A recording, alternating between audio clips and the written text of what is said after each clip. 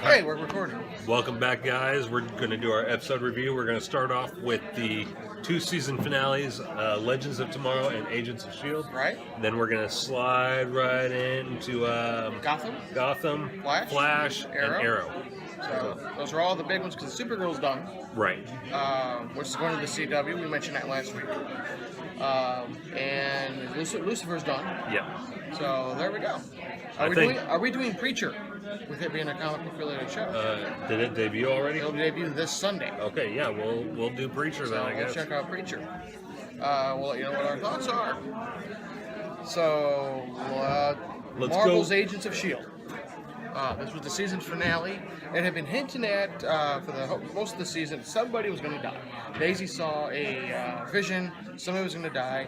All that she had to go on was a floating cross necklace. And we see the cross being passed around like a freaking hot potato all season, from this person to that person, you know. It was finally revealed that the death, or deaths, the death you saw was the death of Lincoln, which was the electricity power dude and love interest of Daisy, aka Quake, in the Marvel Universe, and Hive, also known as Wade. So, Daisy tried to sacrifice herself, thinking she was the one that was supposed to die. It turns out that it was Lincoln who stole the necklace from her, so she wouldn't go and risk herself. So, but here's the really cool thing. We flash forward, after all that, we flash forward 6 months. In 6 months' time, S.H.I.E.L.D. is... after Daisy. Daisy apparently is not with S.H.I.E.L.D. She's doing her own hero thing. Right. Saving people and whatnot. I'm assuming S.H.I.E.L.D.'s after her because of the Superhero Registration Act that took effect in Civil War. Okay. And Coulson is no longer the director of S.H.I.E.L.D. We don't know who it is. Why isn't Coulson the director? We don't know. He was the director when Lincoln and everybody died, but fast forward 6 months, he's no longer the director. Maybe he took Captain America's side in Civil War. I don't know. You know how big of a fan he is? Do we have... Captain and here's another question. This wasn't really answered. Well, no, I think he's with S.H.I.E.L.D. My question is there a S.H.I.E.L.D. and a Hammer now? We got 2 more names. Possibly. So, and with Spider-Man now part of the MCU, Norman Osborn could very well be taking over. But here's the really cool thing. As Coulson and his team were after Daisy, who's now looking very goth, she goes into an alley and she almost does a Superman thing where she bends down and the ground starts to shake. And you think she's going to pull a Superman, just go flying, right? That's just a big leap onto a building, takes off. It just is Coulson and his team comes around the corner, you know, pan the area, close everything off, and then he admits not that it matters. So, and then it ends the credits, and we're screwed for the next 6 months of not knowing why they're after Daisy.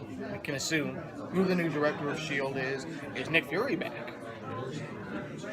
So, because he has shown up on Agents of S.H.I.E.L.D. I think about 2 or 3 times now. I watched the first time that he showed up on there. He's been on there a few times. He's the one that actually made Coulson the new director. Oh. Well, the new former director now. So what would you rate the season finale? The season finales of Agents of S.H.I.E.L.D. has never disappointed me. With the first season finale, Wade did the big turn. The second one, Daisy got trapped in a cocoon and then later on revealed she was an Inhuman.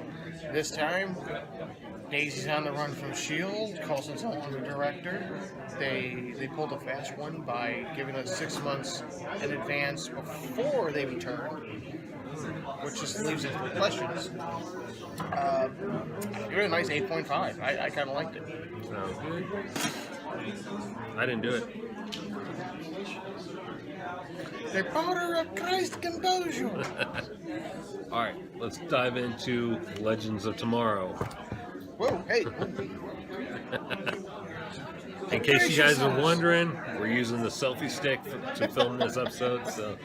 So we're pulling a Star Trek occasionally, and we're wobbling back and forth. All right, tell us what happened on Legends of Tomorrow. Legends of Tomorrow. Well, for me, I think the episode was fairly, for the most part, kind of boring. Yeah.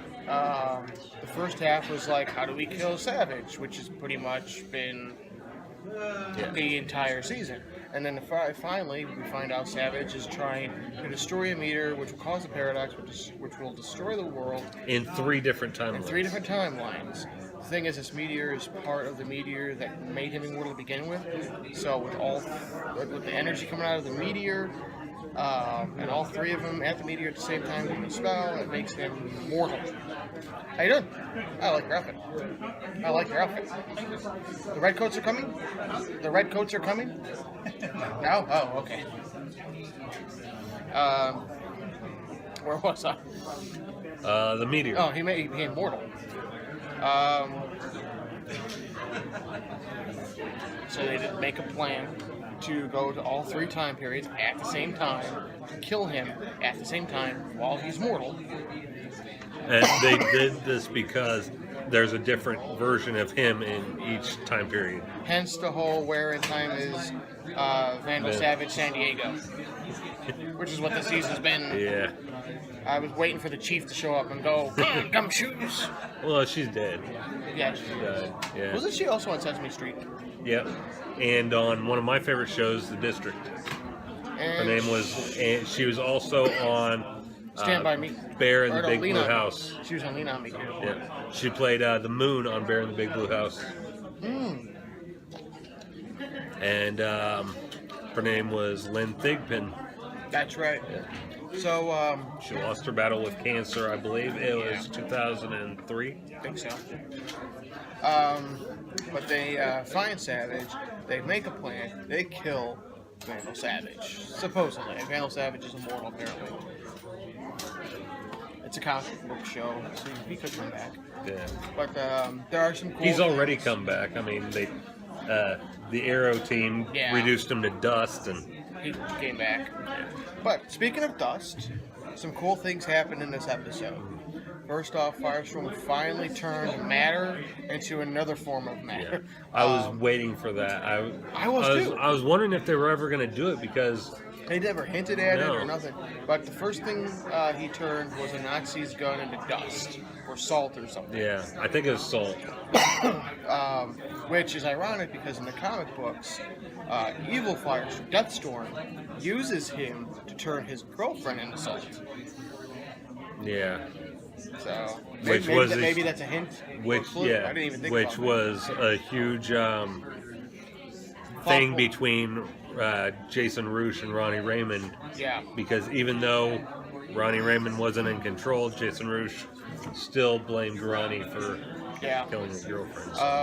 Also, another really cool thing, which was the last thing that we got in the series for the season, was the first live-action appearance of Our Man. And a nod to the Justice Society And of we America. got to mention of the Justice Society of America. There's Amber. There's Amber. Come over here, Amber, and join us. Oh, that looks cool. Show off your cosplay. We have Chun-Li here. Yes. Come on in. All right. That explains why she's late. Yeah. Yeah. I'd be late too if.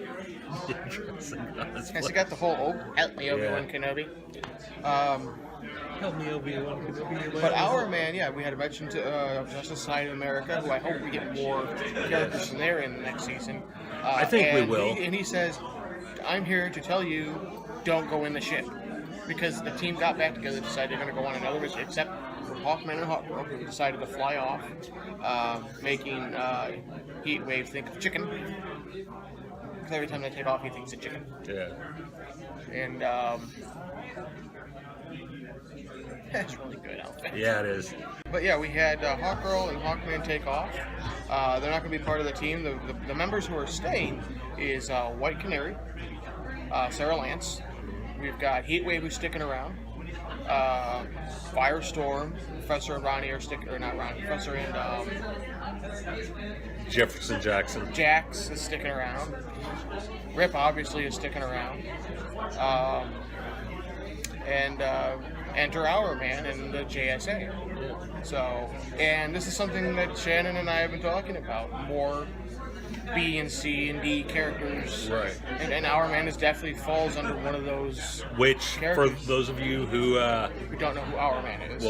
But for those of you who didn't see the first episode the other day, we are going to start doing a something along the lines of Comics Explained that Rob does on his channel. We're going to be doing. Who's Rob? He does Comics Explained. You cheating on me? No. Okay. Only we're going to do more unfamiliar characters. Let's start with Our Man. Yeah. For those who don't know who Our Man is, Our Man was a Golden Age character who created a pill that gave him super strength, agility, some speed, night vision. There might have been a few more. But he can only but use he those powers for 1 hour. 1 hour per day. And occasionally he was able to pop another pill right away when it wore off to do it. But I don't think those powers lasted very long. Which is very similar to a hero that I kind of added into the Comicgeddon Origins Outburst episode this past week. There's a hero that his name's Maximum, where he was in an accident, became a paraplegic, and Lex Luthor created this chip or whatever that would allow him enhanced strength, speed, agility, senses, all that, but he can only enhance one ability at a time. So. But it turns out Our Man though became addicted to those pills. So, and eventually his son, who took over Our Man, he ended up using the patch instead of the pill. Not lying. Was he addicted to the patch? I didn't get that far in Wiki. See, I prepare for the show. How you doing?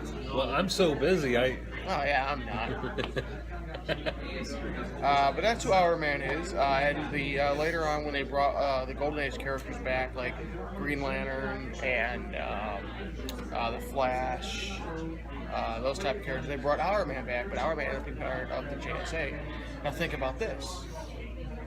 The Mr. Terrific is on Arrow. Mm-hmm. So maybe we can actually get a Mr. Terrific and an Our Mr. Man. Terrific is a part of JSA. Yeah, that's what I'm saying. That's where I was going with that. And maybe Stargirl. It was confirmed this week that next December, a big 4-way crossover on CW. Supergirl, Arrow, Flash, and Legends. Tomorrow. And did you hear that Supergirl is going to stay on Mondays? Oh, it is? Yeah, I was kind of hoping she was going to be on Friday, so that way we have Gotham Monday, Flash Tuesday, Wednesday Arrow, Thursday Legends, and Supergirl Friday. We'd have all 5 days covered, but no, they got to keep it on Monday. So I have to choose between Gotham and Supergirl. Guess what? Gotham. Yeah.